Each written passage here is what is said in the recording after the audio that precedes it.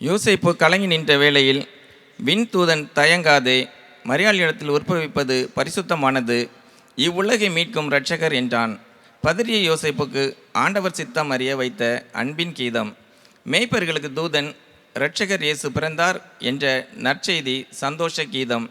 இயேசு பிறந்தார் என்பது நற்செய்தி, ஆனால் இயேசு எனக்காய் பிறந்தார் என்பது உள்ளத்தில் பொங்கி எழும்பும் ஜெய கீதம். பாதகர் நம் பாவம் போக்க பாரினில் அவதரித்தார், பரமன் இயேசு என்று மீட்பின் கீதம் நாம் பாடுவோம்.